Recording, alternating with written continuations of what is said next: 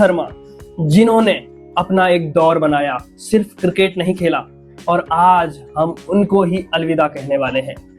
बहुत सी आलोचनाएं उन्होंने झेली, कभी उनके फिटनेस पर सवाल उठाए गए, कभी उनको मोटा कहा गया, कभी उनसे रन नहीं बने तो क्रिटिसाइज बहुत ज्यादा उनका हुआ, लेकिन उन्होंने बार बार उठकर अपनी जीतों से, अपने बल्ले से उन्होंने जवाब दिया। और अब खबरें ये आ रही है कि वो संन्यास लेने वाले हैं वनडे से भी। पहले T20 से लिया, फिर टेस्ट से लिया और अब सेलेक्टर्स उन्हें निकालना चाहते हैं। उनको 2027 का जो वर्ल्ड कप, जो ख्वाब देखते थे, जिनके उनके मन में सपना था कि एक बार मैं उस वर्ल्ड कप ट्रॉफी को अपने हाथों में लूं और अपने देश के नाम करूं, जो कभी कपिल देव ने किया था, जो कभी महेंद्र सिंह धोनी ने किया था, वही वो अपने देश के लिए एक बार फिर करना चाहते थे। लेकिन सेलेक्टर्स ने, गौतम गंभीर ने उनके अरमानों पर पानी फेर दिया। क्यों ऐसा हुआ? क्यों जो इतने सालों तक जिसका दबदबा रहा, जिसका एक दौर रहा, अब उनको अलविदा कहा जा रहा है? क्यों उनको एक साल और नहीं दिया गया? जो 2027 का वो वर्ल्ड कप खेलना चाहते थे, उन क्यों नहीं खेलना देना चाहती है टीम इंडिया? क्यों नहीं वो सेलेक्टर एक बार उनके बारे में सोचते हैं कि उनको क्यों ना एक साल और दिया जाए, क्यों ना एक दो मैच उनको और खिलाया जाए? सिर्फ 2 और 4 मैच में न चलने से क्या उनके जो इतना बड़ा करियर है उसको हम भुला दें? जिन्होंने 8 महीने में 2 आईसीसी ट्रॉफी अपने देश को दी हो, वो उसको हम हटाने की बात कर रहे हैं। जिन्होंने सबसे बड़ा स्कोर ओडीआई में खड़ा किया और आज तक उनका कोई पीछा नहीं कर पाया, क्यों उनको एकदम से उनको बाहर किया गया? आपने एक तस्वीर तो देखी होगी जहां पर विराट कोहली, जसप्रीत बुमराह और रोहित शर्मा डगआउट पे बैठे हुए थे और पूरा मायूसी थी उनके चेहरे पे, कि जहां पे सेलेक्टर्स ये कहते हैं कि हमने उनको बता दिया है कि वो 2027 वर्ल्ड कप का हिस्सा नहीं है। एक ऐसे खिलाड़ी जिन्होंने एक युग रचा, एक इतिहास बनाया, जहां पर उन्होंने अभी अभी महेंद्र सिंह धोनी के बाद बहुत सालों के बाद उन्होंने T20 वर्ल्ड कप जिताया, चैंपियन ट्रॉफी जिताई, और उन खिलाड़ियों को हमने अचानक ऐसे ही भुला दिया। अचानक उनके जगहों पर कोई दूसरे खिलाड़ी आ जाते हैं, अचानक उनको टीम से बाहर कर दिया जाता है। लेकिन ऐसी विदाई सोचा नहीं होगा, लेकिन आज सेलेक्टर्स ने सोचने पे मजबूर कर दिया।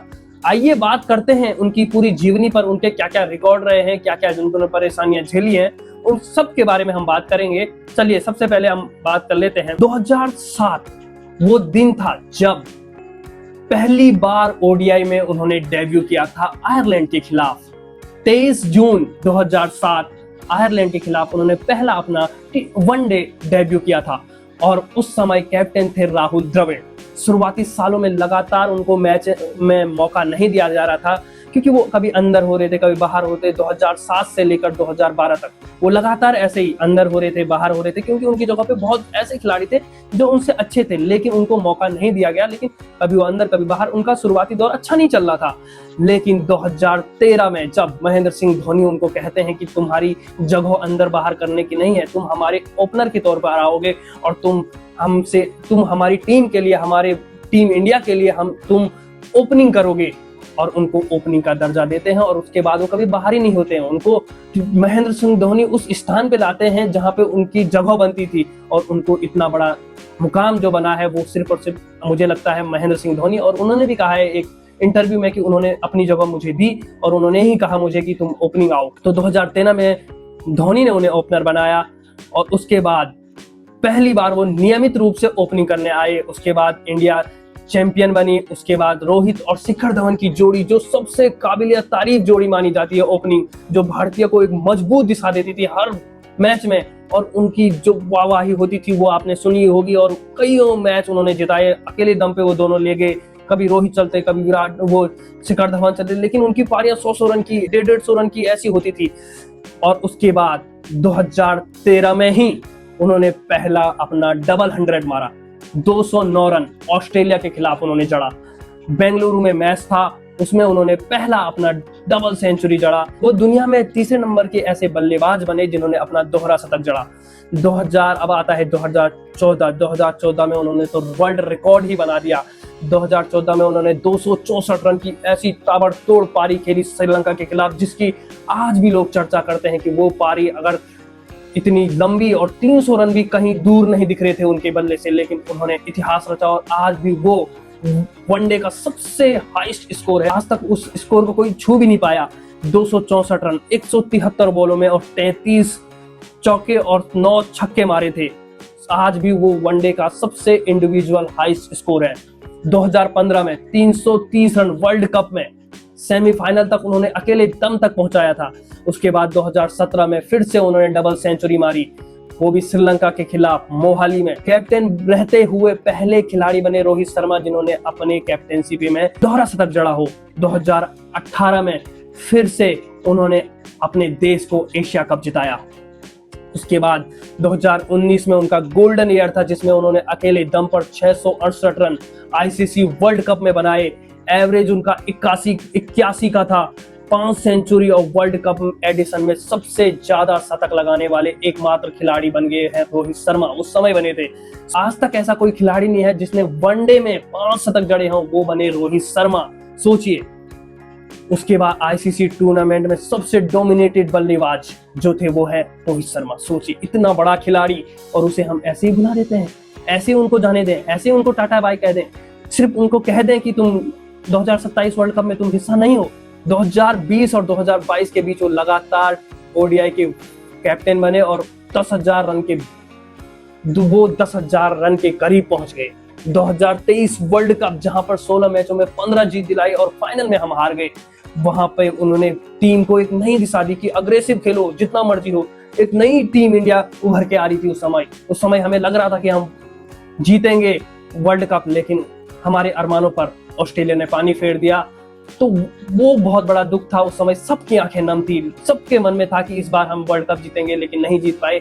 लेकिन कोई नहीं, इस तरीके की टीम उन्होंने बनाई थी। 597 रन उन्होंने वह तब जड़े थे। स्ट्राइक रन रेट देखेंगे तो आप भौचक्के हो जाएंगे, 125 का उस समय फाइनल तक पहुंचाया था उन्होंने। और 2025 में जब उन्होंने उनका बदला लिया तो हम बने चैंपियन ट्रॉफी के विनर। बड़े मैचों में उनका सबसे ज्यादा अहम योगदान उनका रहता है। उसके बाद अगर हम उनके पूरे स्कोर की बात करें, ओडीआई करियर की बात करें, 273 उन्होंने मैच खेले, 11,300 से ज्यादा रन उन्होंने बनाए। एवरेज लगभग उनका 49 का रहा। स्ट्राइक रन रेट 95 प्लस का था और उन्होंने ओडीआई में 32 सेंचुरी मारी, हाफ सेंचुरी 58। हाई स्कोर उनका जो अब तक कोई तोड़ नहीं पाया, 264 run, double century, 3 double century. सोचिए, वर्ल्ड रिकॉर्ड है अपने आप में। 340, 4000 से ज्यादा, प्लेयर ऑफ द मैच 30 से ज्यादा और प्लेयर ऑफ द सीरीज 10 से ज्यादा। सोचिए, ऐसा खिलाड़ी जिसने पूरा एक युग चलाया अपने दम पर, और उसे ऐसे ही हम बाहर कर दे रहे हैं। वाह जी वाह। वर्ल्ड अगर रिकॉर्ड की बात करें तो हाईएस्ट इंडिविजुअल स्कोर 264 रन का, only player with 3 double centuries, most century और single world cup 5 centuries, first captain score double century.